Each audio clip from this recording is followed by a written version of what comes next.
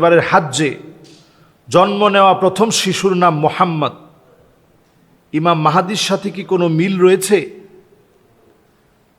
আসলে এই বিষয়টা আমরা মোহাম্মদ নাম দেখলেই ইমাম মাহাদি আলাইহিস সালাম মনে করার কোনো সুযোগ নেই। ইমাম মাহাদি আলাইহিস সালাম এমন হবেন, নবী আলাইহিস সালাতুস সালাম পুরোপুরি হাদিসের মধ্যে বলেছেন, ওয়াহুয়া মিন নাসাবি, আমার বংশ থেকে তিনি আসবে। নবী সাল্লাল্লাহু আলাইহি সাল্লাম বলছেন,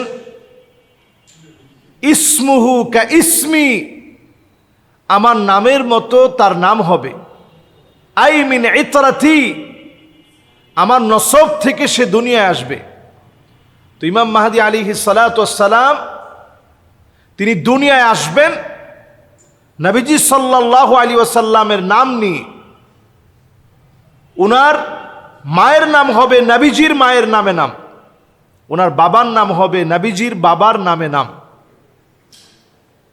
নবীজি সাল্লাল্লাহু আলাইহি সাল্লামের বড় আদরের ফাতেমা রাদিয়াল্লাহু তাআলা আনহার বংশ থেকে তিনি আসবেন।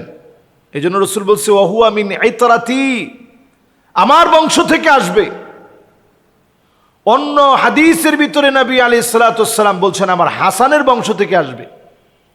তার মানে পুরো আহলে বাইতের চেইন মেনটেন করে তিনি দুনিয়ায় আসবেন।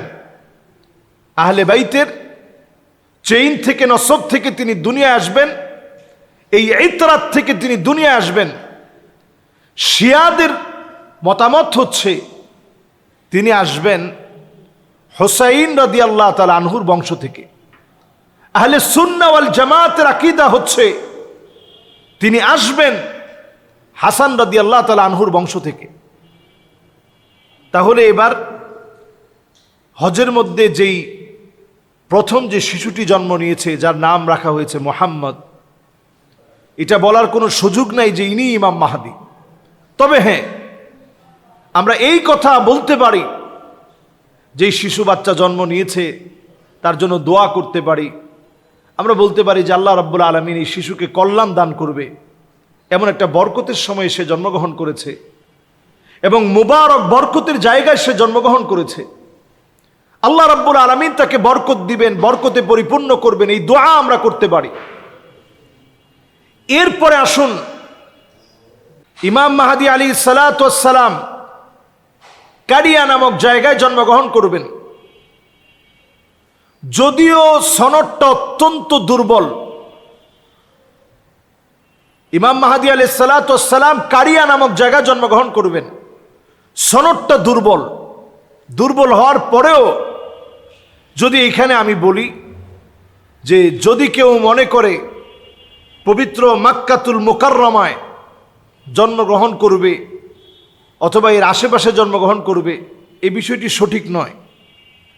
ওনার আত্মপ্রকাশ ঘটবে মদিনা থেকে, তিনি চলে আসবেন পালিয়ে মক্কাতুল মুকাররমায় ওনার আত্মপ্রকাশ ঘটবে।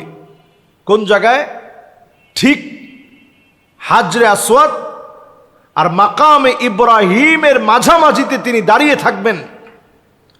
পাগড়ি পরিহিত অবস্থায় যখন দাঁড়িয়ে থাকবেন, লোকেরা দেখেই বুঝবে ইনি ইমাম মাহদি আলাইহিস সালাতুস সালাম। লোকেরা বলবে, আপনি তো ইমাম মাহদি, আমাদেরকে বায়াত দেন। ইমাম মাহদি আলাইহিস সালাতুস সালাম তিনি তৎক্ষণাৎ বায়াত দিবেন না। তিনি যখন বায়াত দিতে চাবেন না, লোকেরা বলবেন আপনার গর্দানে আঘাত করব, তারপরেও বায়াত না নিয়ে আমরা এখান থেকে যাব না।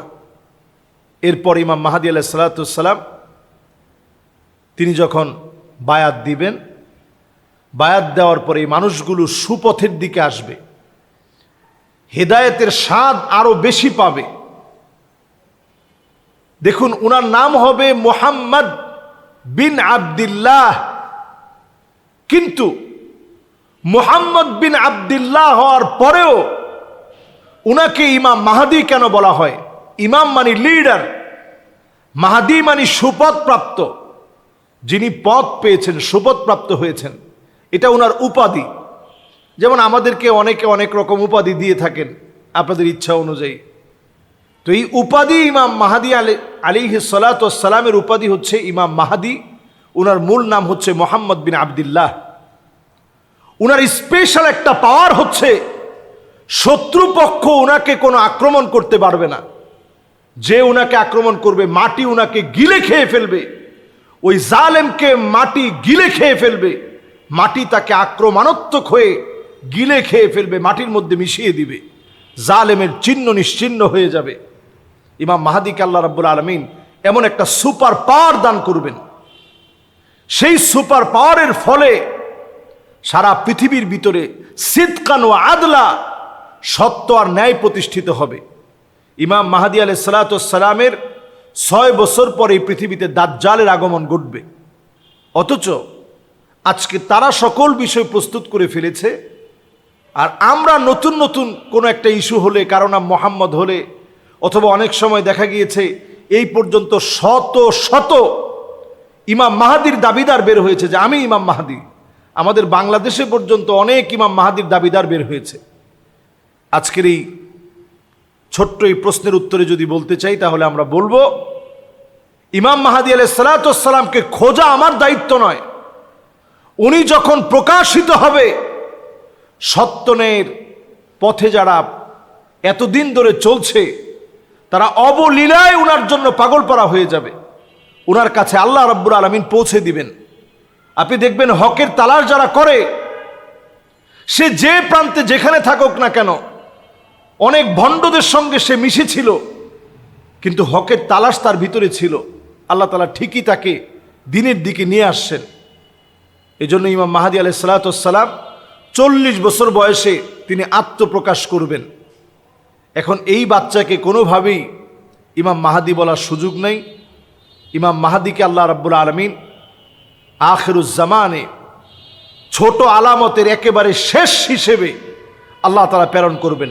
উনি কিন্তু বড় আলামত না, ছোট আলামতের শেষ। ছোট ছোট সব আলামতগুলো আমরা প্রায় দেখতে পাচ্ছি। শেষ আলামত ইমাম মাহদী আলাইহিস সালাতু ওয়াস সালামের আত্মপ্রকাশের মধ্য দিয়ে হবে। এর আগেই আল্লাহ রাব্বুল আলামিন আমাদের মুসলিম উম্মাহকে এক হওয়ার, নেক হওয়ার তৌফিক দান করুক।